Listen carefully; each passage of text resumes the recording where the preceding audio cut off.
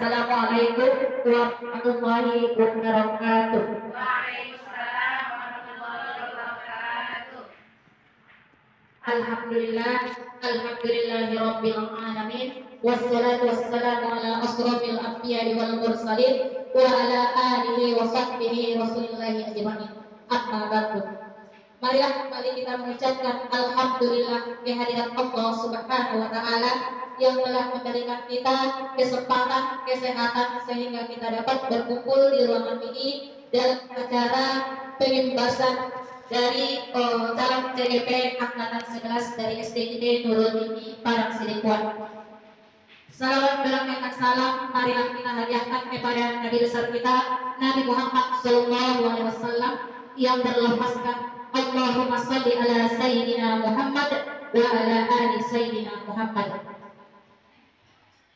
Oke, sebelum saya mulai diskusi kita pada hari ini, izinkan saya mengucapkan terima kasih yang sebesar-besarnya kepada Ustadz-Ustadzah untuk sudah meluangkan waktu untuk mengikuti pembahasan CGP angkatan 11 dari SDIT Nurul Ilmi Padang Sidikuan. Sebelumnya yang saya hormati Bapak Kepala Sekolah SDIT Nurul Ilmi Padang Sidikuan, yang saya hormati Bapak Ibu Guru SDIT Nurul Ilmi Padang Sidikuan. Baik, selanjutnya ini adalah merupakan salah satu tugas dari pendidikan guru penggerak, yaitu kami sudah sampai kepada modul 1 yang mana ini adalah tugas terakhir dari modul 1, yaitu melakukan pembahasan kepada rekan-rekan semuanya yang ada di SDIT Nurul Ilmi Padang Sidikuan, yaitu tentang disiplin positif. Baik, yang di sini mungkin kalau berbicara budaya positif, mungkin ustadz-ustadzah semuanya sudah mengetahui, ya, sudah mengetahui apa yang dikatakan dengan budaya positif itu. Di sini saya tidak bermaksud untuk menggurui, ya, saya tidak bermaksud untuk menggurui. Saya ingin berbagi ilmu, saling berbagi, saling berdiskusi dan belajar bersama untuk menetapkan atau menerapkan budaya positif di SDIT Nurul Ilmi Padang Sidikuan. Baik, Bapak Ibu, sebelum kita masuk kepada budaya positif, saya akan mengingatkan kembali apa tujuan dari pendidikan itu sendiri.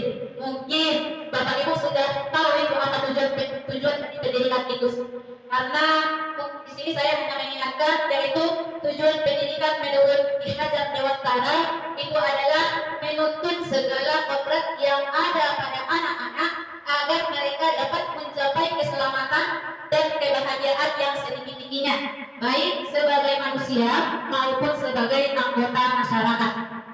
Di sini ada kata-kata menuntun, ya Ustadz-Ustadzah, karena dahulu pendidikan kita itu menuntut kita untuk bagaimana anak-anak kita itu mendapatkan nilai yang bagus, bagaimana anak-anak kita itu mempunyai akhlak yang baik, itu untuk anak-anaknya. Tetapi menurut Ki Hajar Dewantara, ya, menurut Ki Hajar Dewantara, pendidikan itu hanya menuntut memberikan pelayanan kepada murid-murid kita atau yang termasuk kepada pembelajaran yang berpihak kepada murid. Itu yang dikatakan dengan tujuan pendidikan menurut Ki Hajar Dewantara. Oke?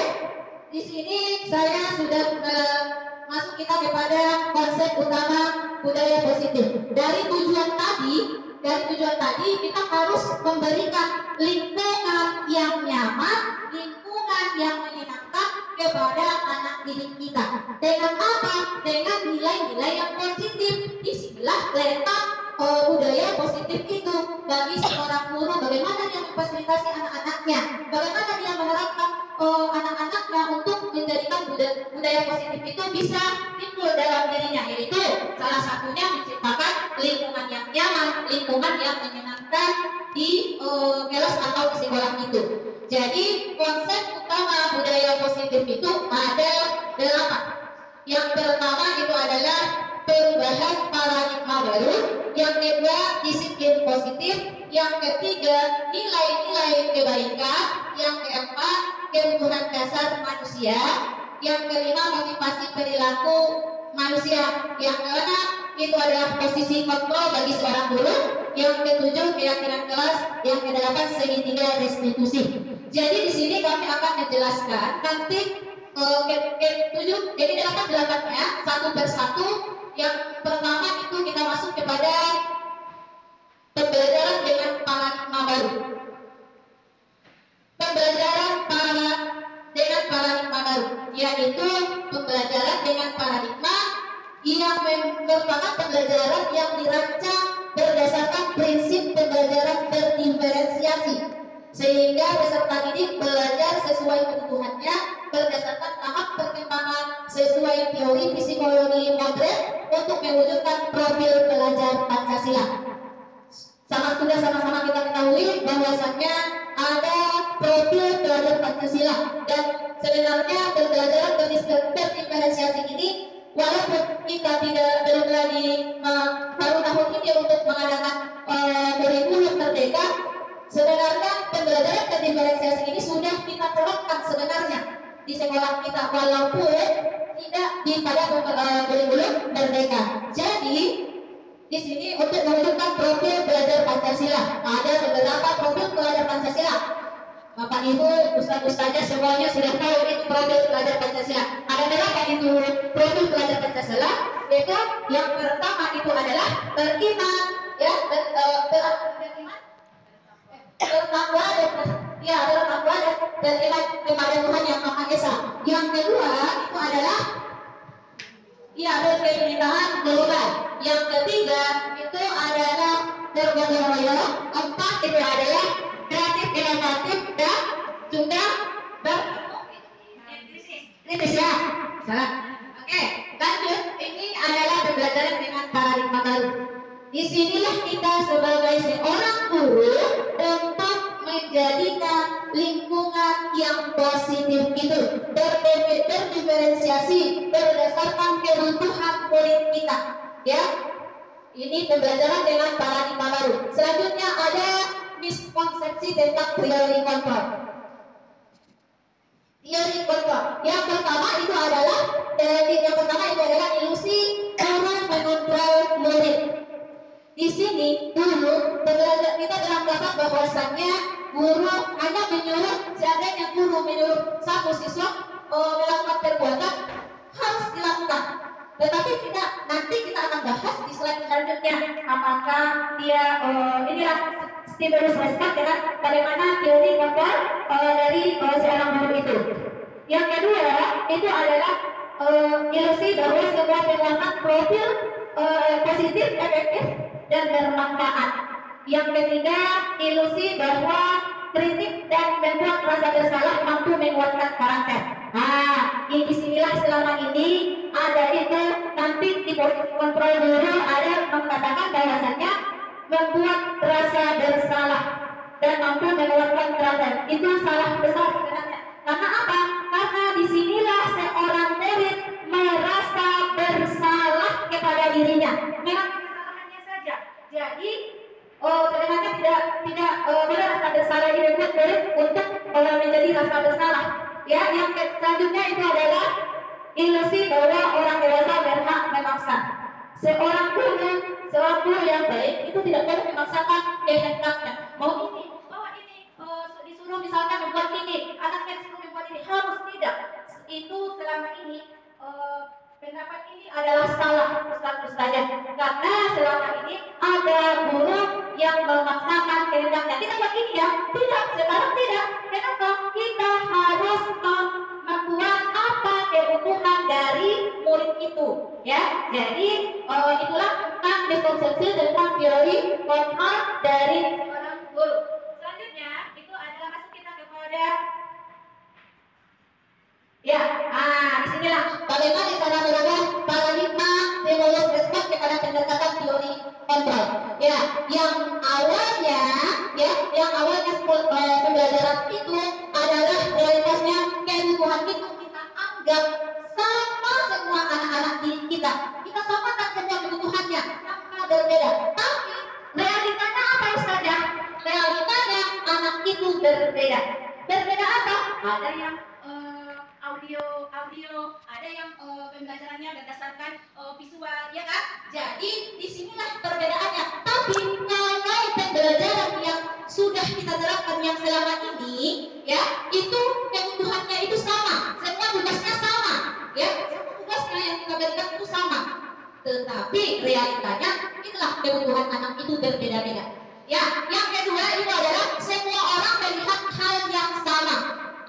Maksudnya di sini Ustaz ya, anak-anak itu ada yang berbeda. Ya, dilihat tadi misalnya dia fokus kepada di sini. Semua anak itu unik.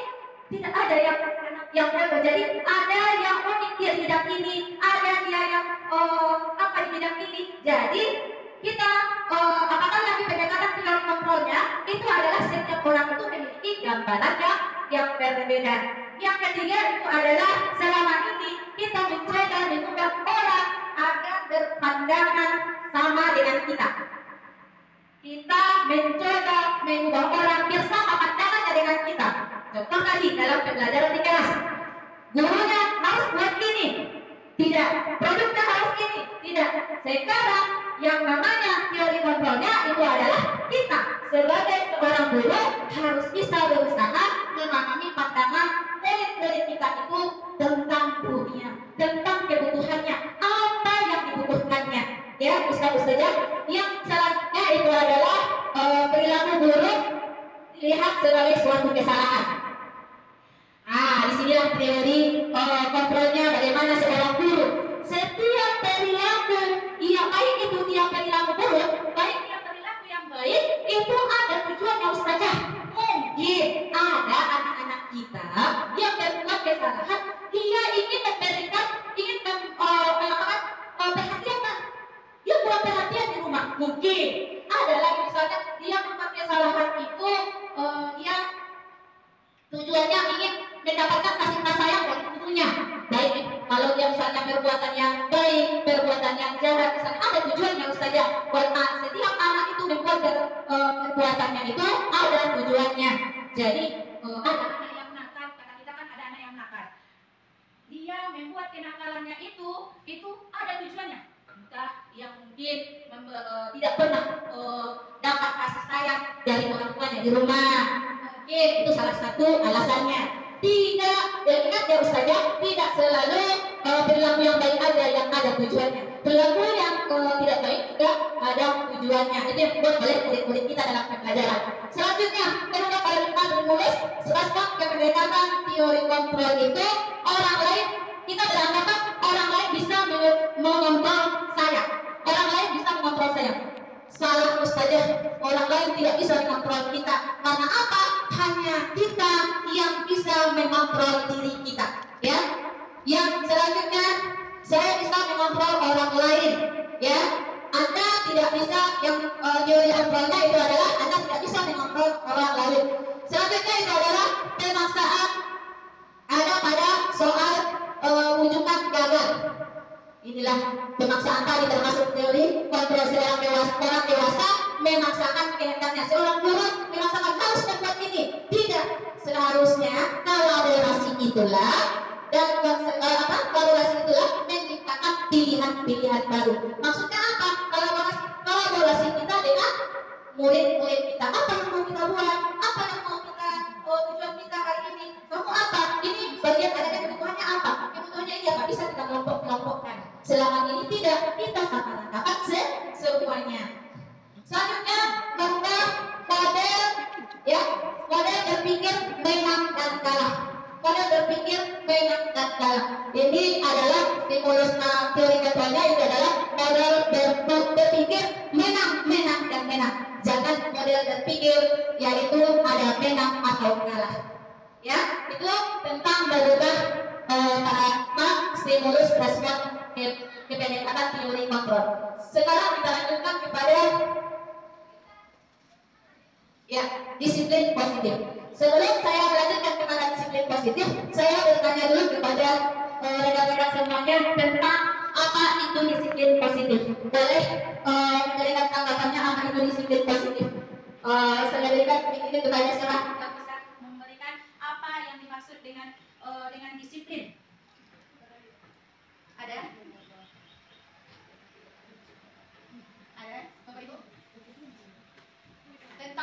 Kita kan sering mendengar kata-kata disiplin, disiplin, disiplin, disiplin. Tetapi apa dengan ada apa dengan kata-kata disiplin?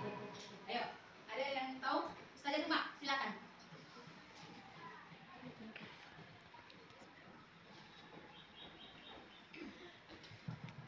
Mungkin disiplin positif di sini adalah seperti kebiasaan yang baik di dalam kelas.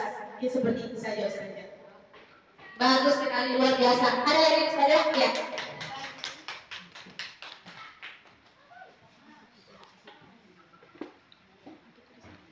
Menurut saya disiplin positif itu adalah suatu pendekatan untuk menerapkan disiplin pada diri anak tanpa memberikan hukuman ataupun hadiah seperti itu. Ya, bagus menurut saya karena di sini kita sering memberikan hadiah penghargaan kepada anak-anak kita. Itu salah besar saja. Di sini kita nanti menjelaskannya. Ya, kebanyakan guru kita ini di sini dengan memberikan hadiah, dengan memberikan penghargaan kepada anak itu adalah termasuk sebuah motivasi. Tetapi motivasinya bagaimana? Nanti kita jelaskan di sini ya Ustazah. Terima kasih tentang pendapatnya tentang disiplin positif. Di sini saya sudah ada bahwasanya disiplin itu berasal dari kata ya disiplinina yang artinya belajar. Ya, disiplin mengacu pada disiplin diri yang ada di dalam diri kita yang memiliki tanggung jawab terhadap apa yang dilakukannya berdasarkan nilai-nilai yang diyakininya. Disiplin positif merupakan salah satu cara penerapan disiplin yang bertujuan untuk menumbuhkan kesadaran serta memberdayakan peserta didik tanpa imbalan, tanpa penghargaan, reward, dan ancaman dan juga hukuman.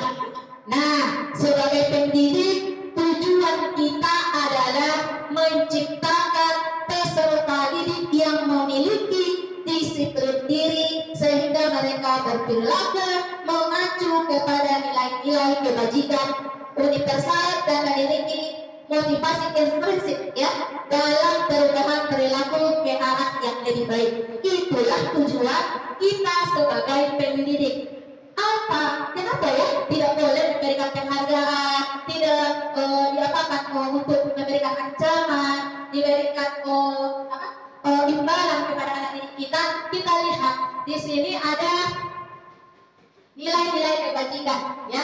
Nilai-nilai kebajikan di sini nilai-nilai yang disepakati bersama, yang tak terlepas dari suku, bangsa, agama, bahasa maupun latar belakangnya. Contoh nilai kebajikan organisasi. Yang pertama, nilai kebajikan dalam nilai profil pelajar Pancasila. Yang pertama itu adalah nilai kebajikannya beriman bertakwa kepada Tuhan Yang Maha Esa dan berakhlak mulia, berkebinekaan tunggal, bergotong royong, mandiri dan bernalar kritis kreatif. Itu profil pelajar Pancasila.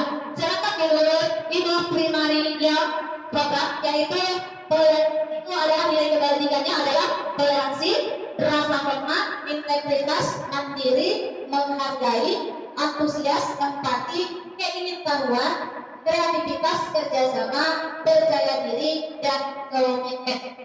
Sedangkan menurut 9 pilar karakter Indonesia ya nilai-nilai kebajikan itu adalah cinta Tuhan dan segenap ciptaannya, kemandirian, tanggung jawab, kejujuran atau amanah, diplomatis, hormat dan santun, dermawan, suka menolong dan gotong royong, percaya diri, kreatif dan bekerja keras, kepemimpinan dan keadilan, baik dan rendah hati. Inilah nilai-nilai kebajikan yang ada pada nilai kebajikan universal. Ya, sekarang tiba kita kepada motivasi perilaku manusia. Disinilah letak hukuman, ancaman, penghargaan, dan juga imbalan itu sendiri. Yang pertama, motivasi perilaku itu ya terbagi kepada 3. Yang pertama, untuk menghindari ketidaknyamanan atau hukuman. Di sini kita sebagai seorang guru, kita masih banyak memberikan motivasi dengan memberikan hukuman, termasuk juga diri saya sebagai seorang guru. Yang kedua, untuk motivasi yang kedua untuk mendapatkan imbalan atau penghargaan dari orang lain. Yang ketiga, motivasi untuk menjadi orang yang mereka inginkan dan menghargai diri sendiri dengan nilai-nilai yang mereka percaya. Dari ketiga-tiganya, mana motivasi perilaku manusia yang bisa kita terapkan untuk mewujudkan profil pelajar Pancasila? Menurut Ustadz-Ustadzah, yang mana itu Ustadz-Ustadzah? Iya, yang ketiga. Apa?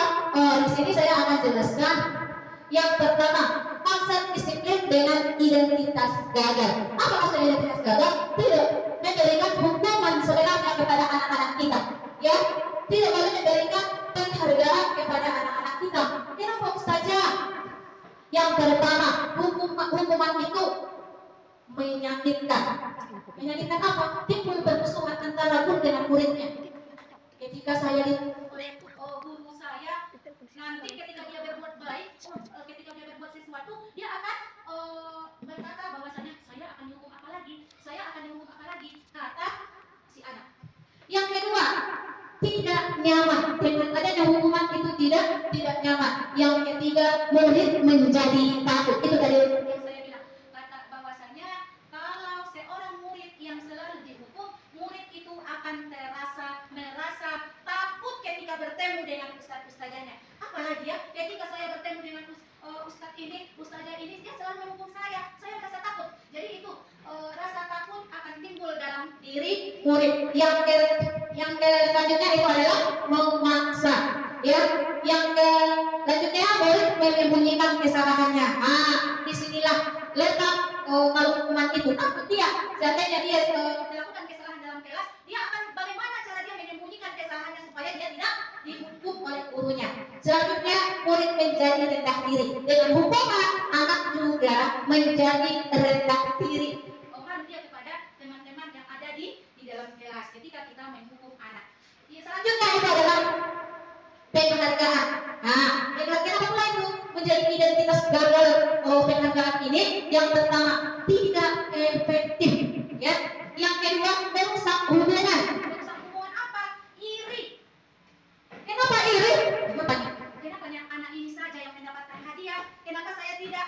Misal seorang guru itu 1 sampai 10 palingan yang mendapatkan hadiah. Yang lainnya nggak pernah. Ketika anak yang di bawah atau di level yang terbawah, dia tidak akan pernah mendapatkan penghargaan. Dia akan merasa ada irinya. Yang selanjutnya itu adalah mematikan kreativitas. Yang selanjutnya menghukum dengan sistem ranking. Nah inilah sebenarnya kalau dalam kurikulum Merdeka itu tidak ada lagi yang namanya ranking ustadz-ustadzah. Di sini kita akan memberikan penghargaan itu akan menghukum dengan sistem ranking. Nah ada lagi sebenarnya kalau dalam kurikulum kurikulum Merdeka. Selanjutnya itu adalah merampas hak menghargai dirinya. Apa maksudnya ustazah? Dia ingin apa ya? Sayang, padahal dia adalah anak yang terus di bawah. Dia ingin seperti anak yang di atas. Bagaimana saya mendapatkannya? Nggak mungkin saya itu akan mendapatkannya. Karena apa? Karena semua yang terus didapatkannya sudah berusaha dia, tidak ada yang mendapatkannya. Itu dia penghargaan itu. Yang selanjutnya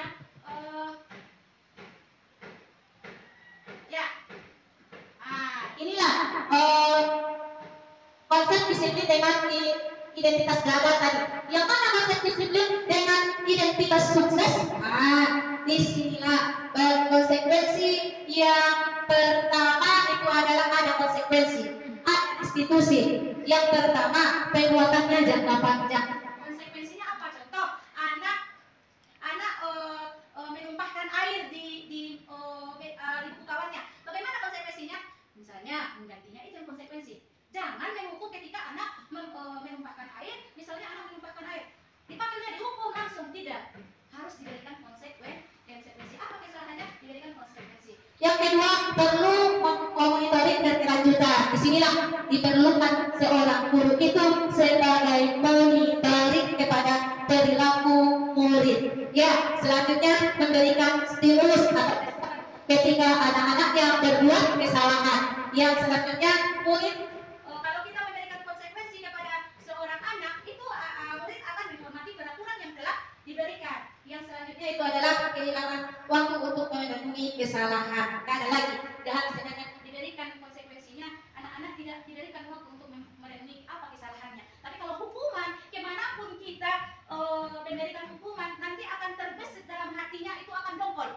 ya itu hukuman. Contoh kalau berbeda dengan hukuman itu contohnya fisik ini biasanya, ya kan?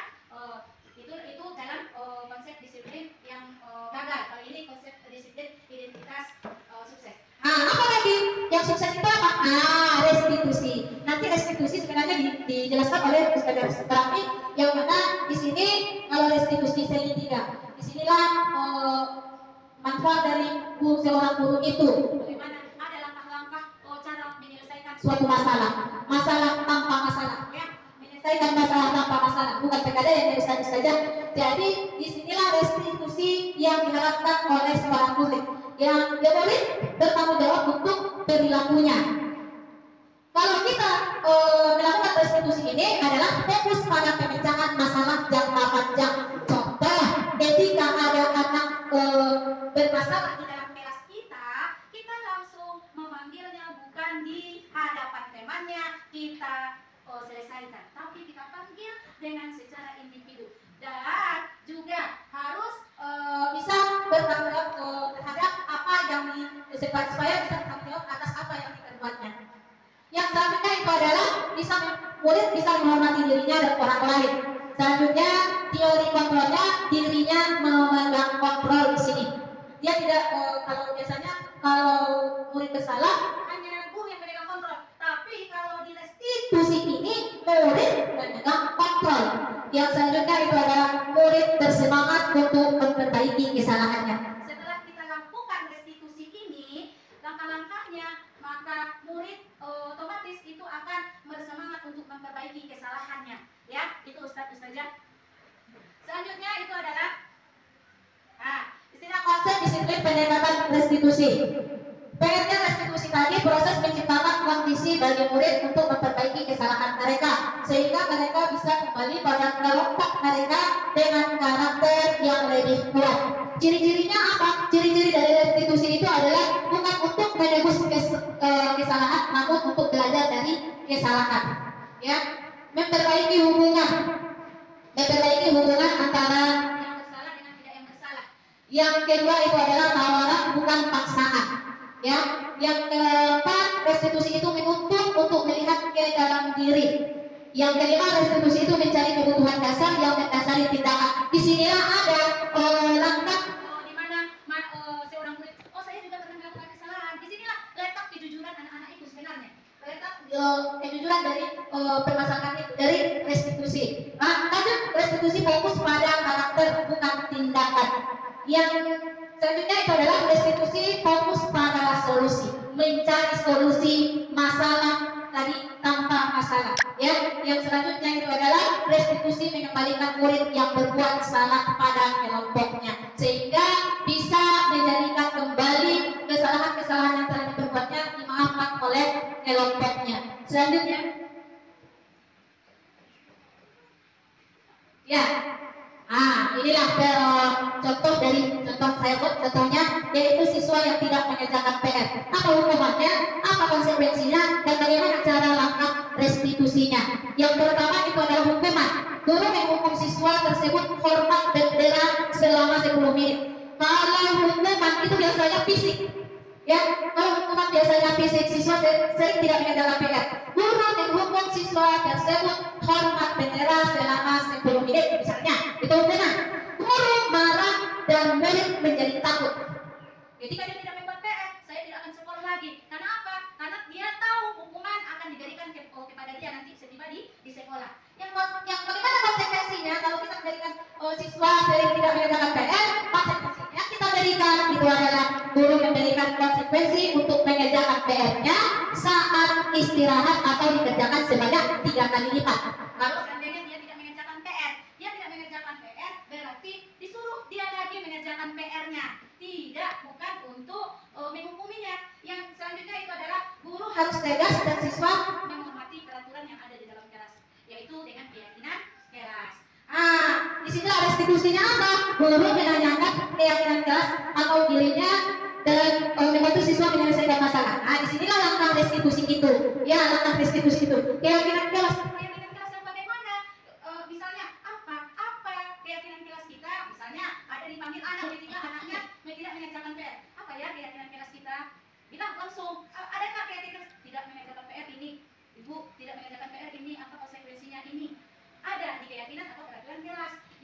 selanjutnya itu adalah guru terbuka dan siswa menghormati dirinya dan orang lain. Nah, sekarang kita masuk karena tadi udah ada keyakinan kelas, kita masuk kepada keyakinan keras. Ya. Nah, keyakinan kelas.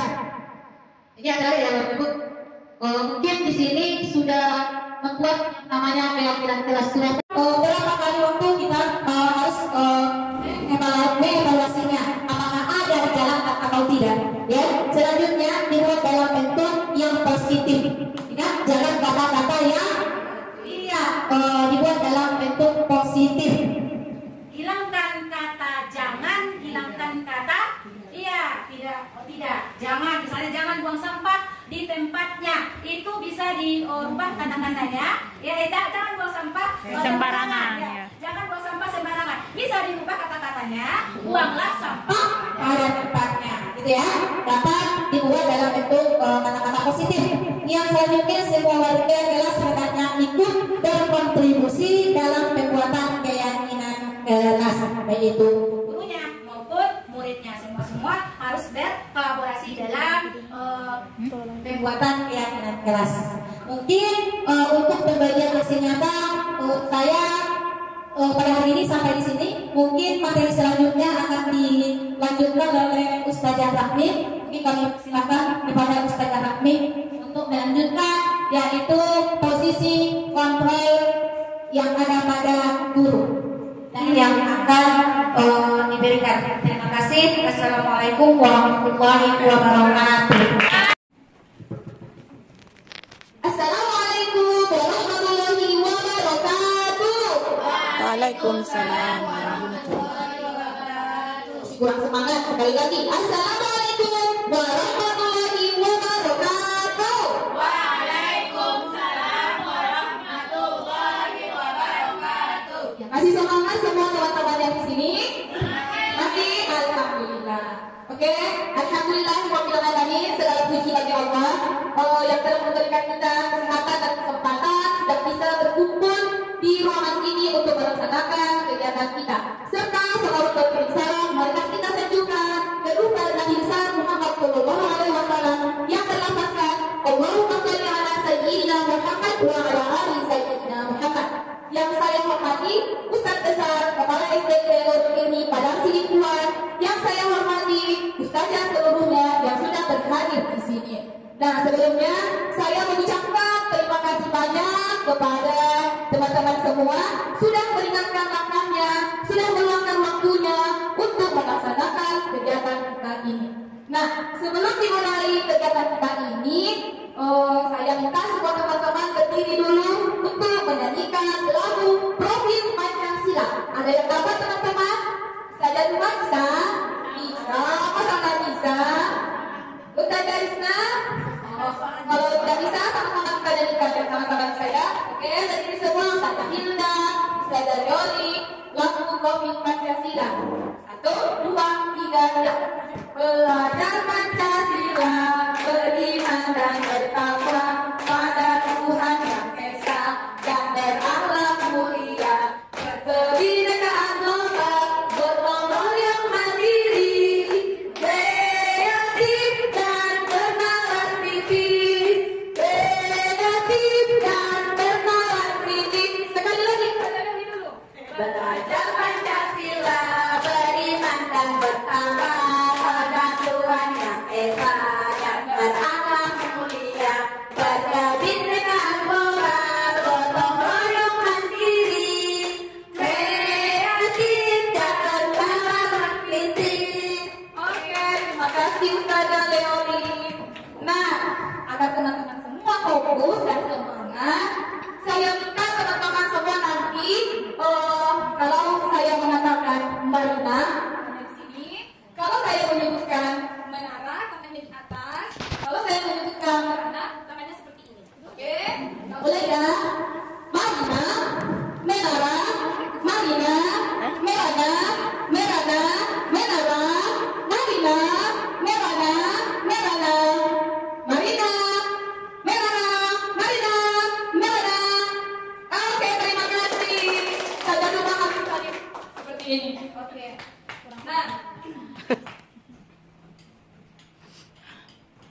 Oke, apa tujuan kita sebenarnya di sini? Nah, sebelum dimulai kita harus mengetahui tujuan saya di sini adalah sebenarnya bukan untuk menggurui ustazah, bukan kepada saya di sini lebih pintar, lebih dari segalanya, bukan. Kami di sini hanya ingin mensosialisasikan terkait tentang budaya positif kepada teman-teman semua yang nantinya dapat kita tumbuhkan, kita terapkan di sekolah kita, khususnya SDIT Borong ini pada misi puan. Agar apa? Agar pembelajaran seperti menjadi nyaman dan sangat menyenangkan. Nah, di sini tadi Ustaz Jafri sudah menjelaskan tentang budaya positif.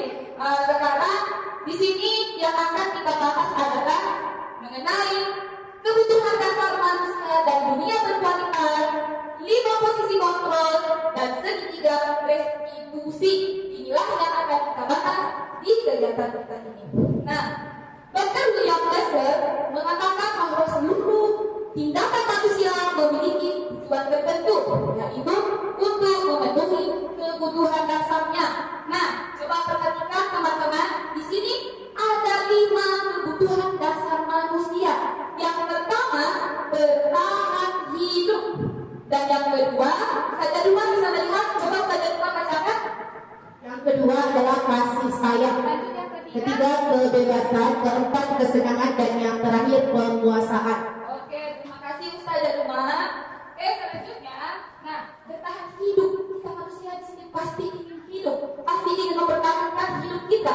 Nah, jadi kebutuhan bertahan hidup itu adalah kebutuhan yang bersifat fisiologis untuk bertahan hidup. Misalnya, kesehatan, rumah, apalagi Ustazah Yunita? Selain dari fisiolog, kesehatan, rumah, Ustazah apa lagi? Iya, karena ini paling penting. Kalau kita tidak makan, kita tidak bisa melakukan apapun itu. Oke, selanjutnya adalah merasa diterima atau kasih sayang. Pengen nggak kasih sayang? Iya, itu yang salah satu kebutuhan dasar kita yang kedua. Selanjutnya adalah penguasaan. Nah, kebutuhan ini meliputi keinginan untuk dianggap berharga, bisa membuat perbedaan, bisa membuat pencapaian, kompeten diakui, dihormati. Ya, inilah penguasaan, kebutuhan yang ketiga. Dan yang keempat, kebebasan. Nah, Ustazah semua di sini terkadang ada rasa ingin bebas, betul tidak? Iya, betul tidak Ustazah Nana? Betul, iya. Semua di sini pengen bebas. Apalagi kadang sudah ada pekerjaan, atau terkadang kita seperti kerja terus, jadi kita pengen bebas juga kan? Iya. Selanjutnya adalah kesenangan. Nah, di sini kebutuhan akan kesenangan ini ada kebutuhan untuk mencari kesenangan seperti bermain, tertawa, ya kan? Apalagi menurut Ustazah tidak? Apalagi selain kesenangan Ustazah merasa senang apa? Saya bertanya bagaimana menurut Ustazah Hamidah tentang kesenangan ini. Kalau Ustazah, apa kesenangan Ustazah? Misalnya satu healing kan. Oh, bagus. Makanya Ustazah Hamidah, ya betul. Katanya healing. Berarti Ustazah ini sepertinya sudah pengen libur. Ya Ustazah.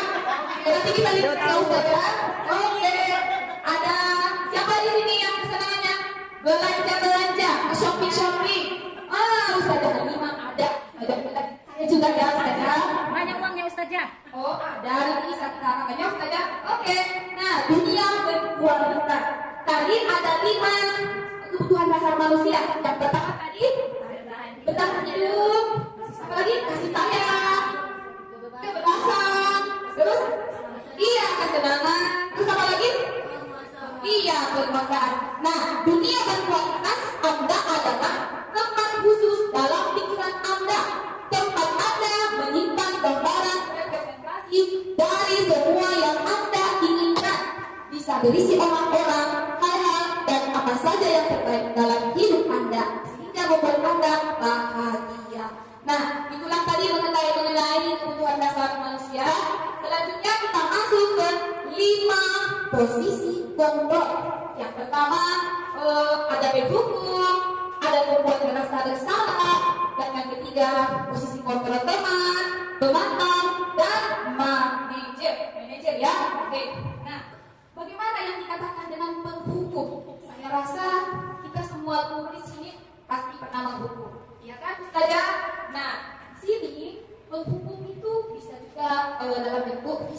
untuk verbal. Tapi kalau di SDI Gregor ini saya rasa kalau hukuman fisik tidak ada ya kan Ustazah? Iya. Tapi mungkin verbal pernah sesekali, ya kan? Tanpa kita sadari juga pernah. Nah, menghukum dengan ada suara tinggi, pernah Ustazah? Iya.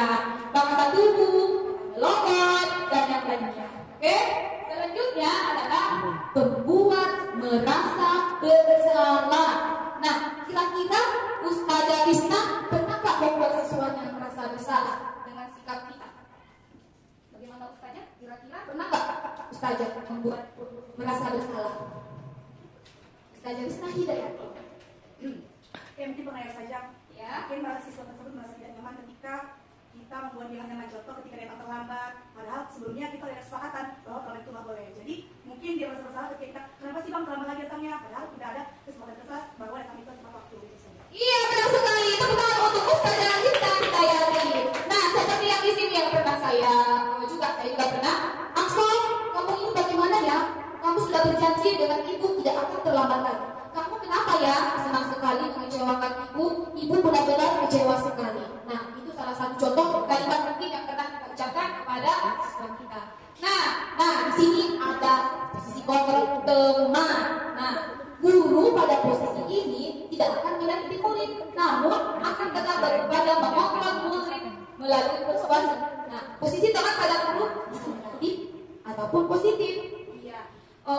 Sebagai teman di sini kalau kita terlalu dekat dengan siswa kita, menurut Ustazah juga bagaimana kalau kita terlalu dekat dengan siswa?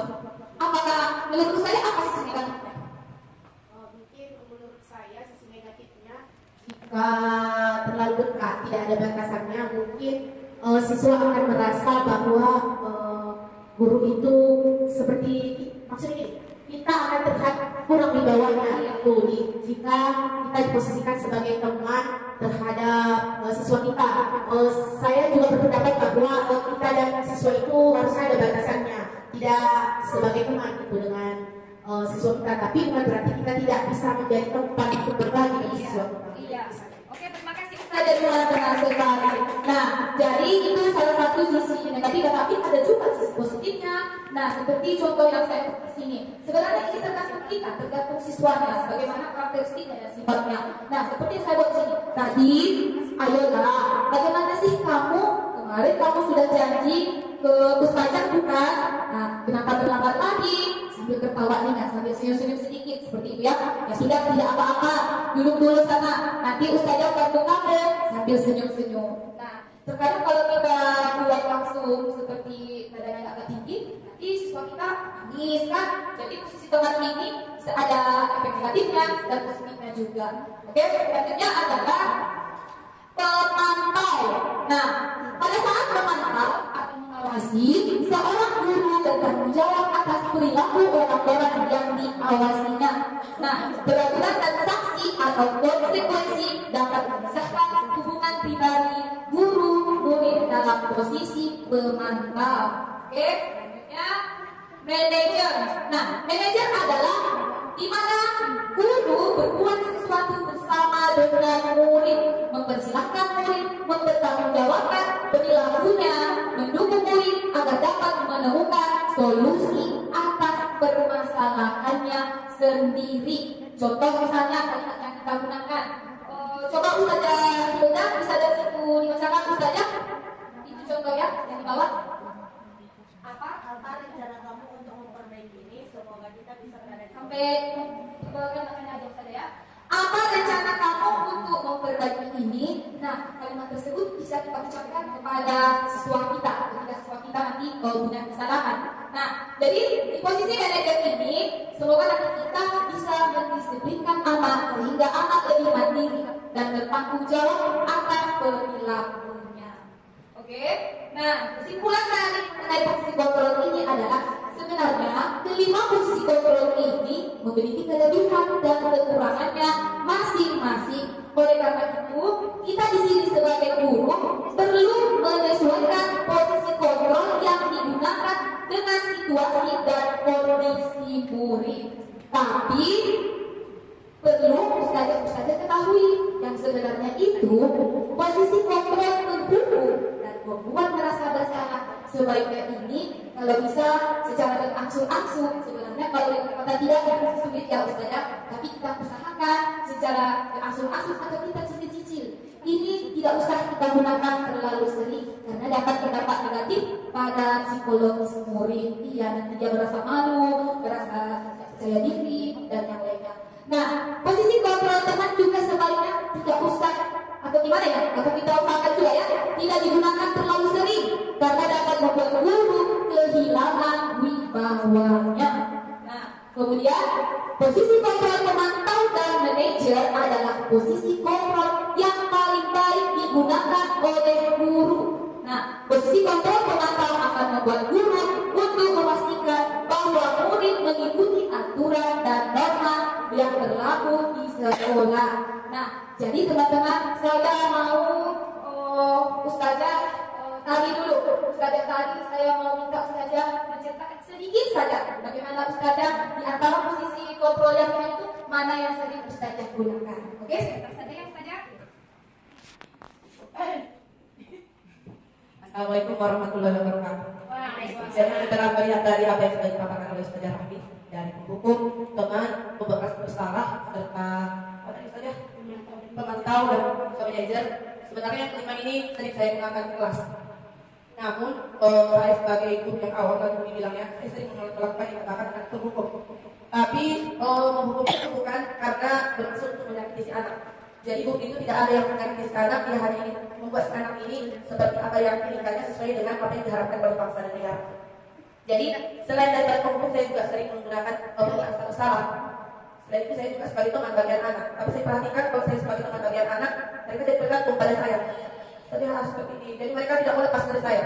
Bahkan guru yang lain itu jadi bukan. Mereka tadi sama saya kan. Jadi itu merugikan guru yang lain juga dan merugikan anak yang lain. Kemudian untuk posisi kontrol manajer ini masih langkah lagi saya saja dan masih jarang saya gunakan. Nanti akan saya terapkan setelah mendapatkan penjelasan dari Ustazah Rahmi. Demikian, assalamualaikum warahmatullahi wabarakatuh. Assalamualaikum warahmatullahi wabarakatuh. Oke, terima kasih Ustazah yang dikasihkan guru. Nah, ya Ustazah, saya juga pernah berpikir seperti kenapa sih posisi kontrol itu tidak boleh kita mempelajari. Sementara dia kenapa butuh membuat anak tersebut lebih disiplin biar tidak terulang lagi. Karena terkadang kalau tidak dihukum akan terulang lagi besoknya. Benar ya Ustazah? Iya kan? Iya. Jadi mungkin dalam hal ini posisi penghukum memang perlu kita hindari. Tapi kalau misalnya hukumnya itu yang hanya ringan atau untuk kebaikan sebenarnya tidak apa-apa ya. Asal jangan tidak yang memberatkan yang membuat anak tersebut malu, tidak percaya diri sehingga tidak mau masuk sekolah. Nah, tapi kalau kalau memang ada guru yang bisa seperti itu, saya angkat jempol dua dulu lah. Yang sebaiknya itu memang posisi kontrol pemantau dan manajer. Memang ini masih sangat sulit kita terapkan. Sebenarnya sudah kita terapkan ini semua. Tapi kalau untuk pemantau dan manajer ini memang masih jarang kita gunakan. Kalau bicara mungkin sesekali. Ya seperti itu saja. Bagaimana yang urusan yang lain? Ataukah ada yang ingin menceritakan tentang posisi kontrol yang pernah dilakukannya? Oke, lanjut. Nah, selanjutnya kita masuk ke segitiga restitusi. Nah, apa sih sebenarnya restitusi itu? Nah, restitusi di sini adalah proses menciptakan murid untuk memperbaiki kesalahan mereka sehingga mereka bisa kembali kepada karakter yang kuat ataupun lebih baik untuk ke depannya. Nah, jadi proses segitiga restitusi di sini ada 3 langkah yang kita ambil. Yang pertama adalah menstabilkan identitas, yang kedua validasi tindakan yang salah, kemudian menanyakan keyakinan. Nah, jadi dalam menstabilkan identitas, misalnya ada sesuatu yang bermasalah. Nah, pertama kita stabilkan dulu identitasnya. Bagaimana menstabilkannya? Nah, di sini kita bisa ajukan pertanyaan. Nah, membuat kesalahan adalah sesuatu yang wajar ya nak. Manusia tidak ada yang sempurna. Atau boleh ini, Ustazah juga pernah berbuat salah. Tidak apa-apa ya nak ya. Tidak ada manusia yang tidak pernah berbuat salah. Nah, kita katakan seperti itu, jadi anak kita tersebut tidak merasa terpojok. Nah, walaupun dia sebenarnya sudah jelas-jelas salah, tapi kita harus stabilkan dulu identitasnya. Nah, atau boleh juga kita tanya seperti ini, apakah selama ini kamu telah menjadi orang yang baik untuk diri sendiri? Nah, seperti itu langkah yang pertama. Selanjutnya, kita validasi tindakan yang salah. Nah, seperti misalnya ini, kamu bisa saja bertindak lebih gegabah dari ini. Kamu bukan melakukannya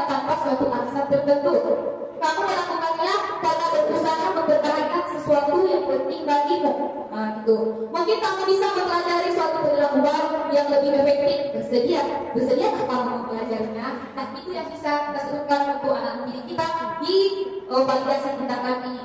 Selanjutnya adalah yang terakhir yang kita sampaikan adalah kita menanyakan keyakinan. Nah, di kelas kita seharusnya ada keyakinan kelas di setiap kelas. Nah, dengan adanya keyakinan kelas ini, ketika kita memiliki kesalahan, kita bisa membagi kepada mereka pertanyaan ini. Nah, misalnya seperti ini, sebagai keluarga kelas, apa yang kalian yakini? Nah, berarti nanti dengan pertanyaan ini, dia bisa melihat keyakinan kelas yang dibuat. Nah, dia tahu kesalahannya, dia tahu memperbaikinya ke depannya, apa yang akan dilakukannya. Nah, nilai-nilai apa yang telah kita sepakati?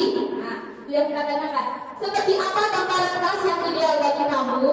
Nah, itu bisa kita tanyakan kepada siswa kita nanti di sisi yang ketiga ini menanyakan keyakinan kelas.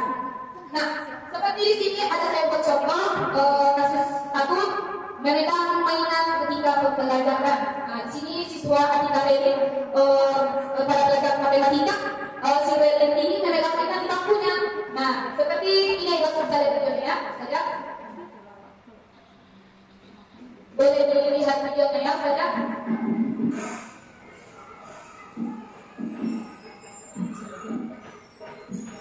Teman-temannya sedang asik belajar, fokus belajar, sedangkan si Relin sedang asik dengan mainannya sendiri. Nah, bisa Ustazah kita melihat dari sana saja? Bisa. Oke. Coba Ustazah ceritakan. Tadi si Atika Relin sedang apa yang dilakukan di sana Ustazah? Apa yang dilakukan oleh anak kita Ustazah Relin di sana? Anak kita Relin sedang? Yang tadi saja ya? Yang bermain. Iya, betul sekali. Nah, bagaimana itu sebenarnya sudah suatu masalah bagi kita kan? Ketika kita asik mengajar, sedang proses pembelajaran, ada siswa kita yang sedang bermain atau membawa mainan dipegang-pegang yang kita mengajar. Nah, di situ kita pasti merasa jengkel, ya kan? Atau kadang mau emosi, gitu kan? Atau mau menghukum langsung, gitu. Nah, di sini kita buat penyelesaiannya yaitu boleh disaksikannya Ustazah videonya.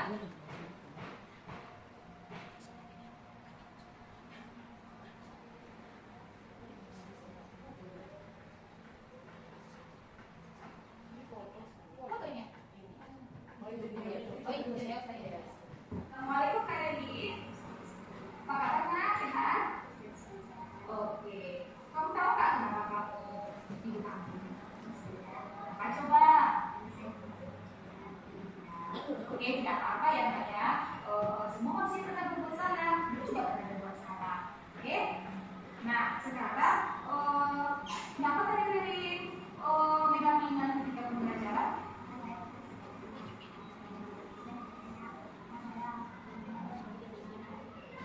Oh, begitu ya, Nak. Ibu juga dulu waktu SD suka juga. Kamu pikir maksudnya ya? Ya, tapi nggak apa-apa ya, Nak ya. Oke. Sekarang coba pikirkan, kelakuan kamu tadi tidak lebih dalam pembelajaran atau megang mainan itu, apakah sesuai dengan keyakinan kita sekarang? Tidak, ya bagus. Menurut kamu keyakinan apa yang sudah kamu lakukan?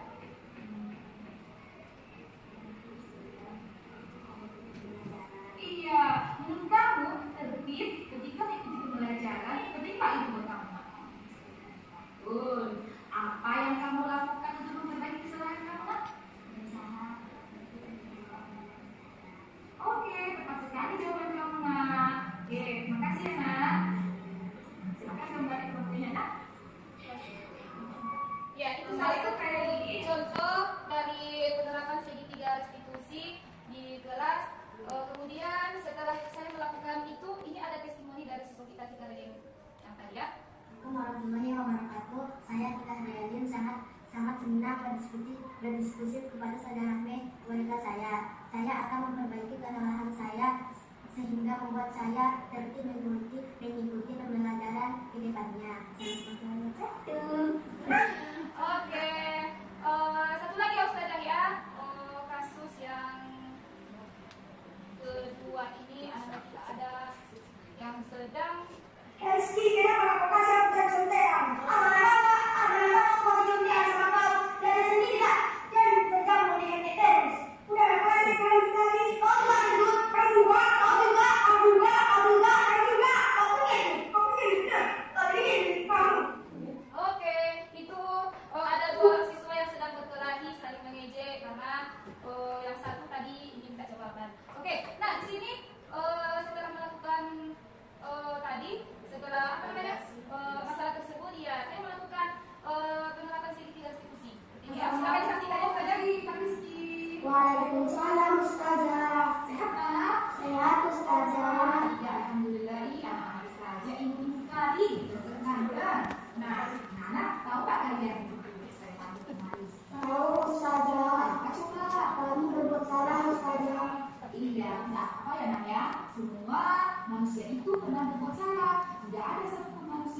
tidak bermasalah.